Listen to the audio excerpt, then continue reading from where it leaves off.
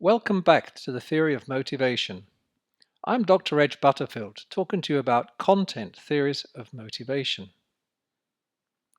This is our fifth video of the series, and if you have not watched the first introduction video, I strongly recommend you to do so, as it puts the whole subject of motivation into context.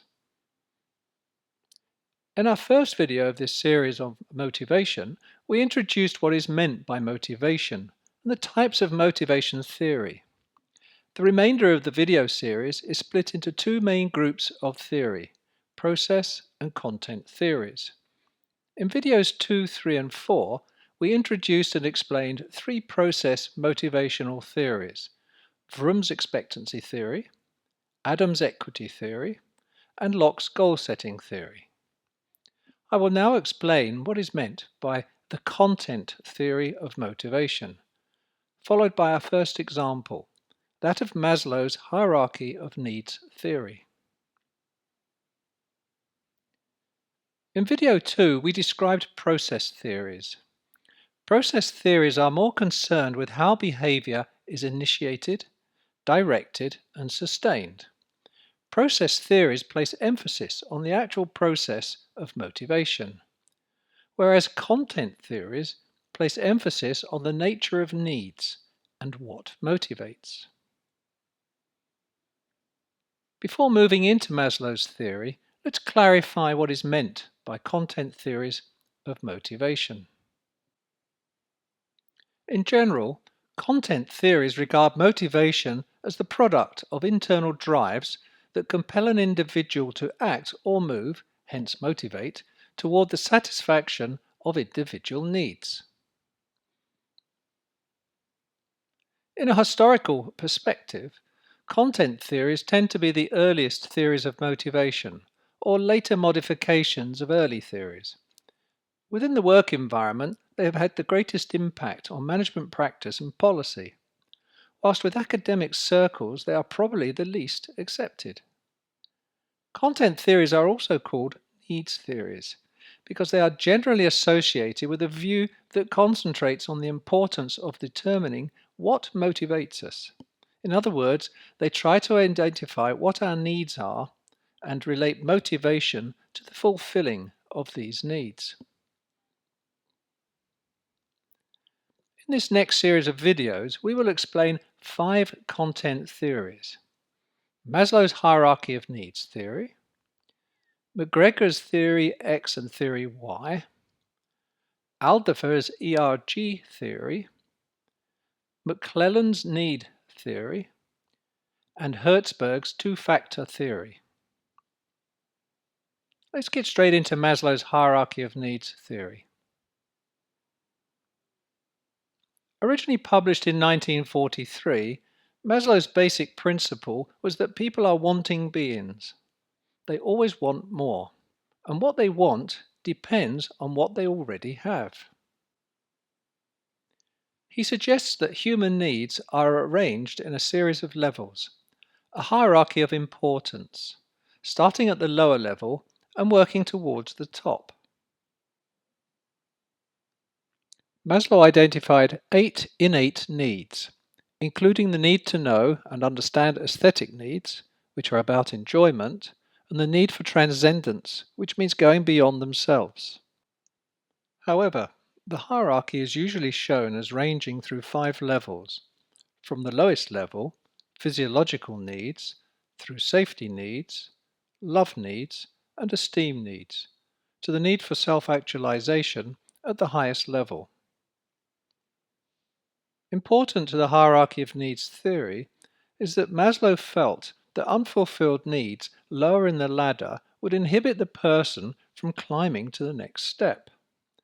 For example, if the physiological need were not met, then it would be difficult to move to the level of safety and security.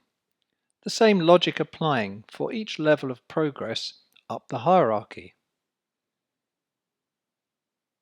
The pyramid of needs is divided into 2 main categories: deficiency needs, physiological and safety, and growth needs, belonging, self-esteem, and self-actualization. Maslow's theory is based on the assumption that if the deficiency needs aren't satisfied, the person will feel the deficit, and this will stop or slow down his or her development. In general terms, we can show examples of each level as food, stability, friendship, status, and achievement. Organizational examples could be base salary, pension plan, friends at work, job title, and challenging job. Summarizing Maslow's hierarchy of needs theory, people's needs move up the hierarchical pyramid. Individuals cannot move to the next higher level until all needs at the current lower level are satisfied. Individuals therefore must move up the hierarchy in order. Using Maslow's theoretical assumptions, a homeless person will not be motivated to meditate.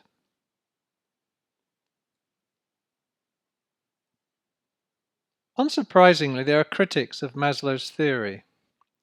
This is particularly because the nature of society has changed significantly since 1943, which was during World War II, and there were different priorities for people.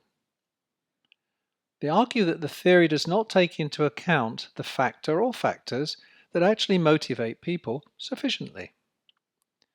It is also argued that 5 levels are not always present. The order is not always the same, and that it fails to take into account cultural differences.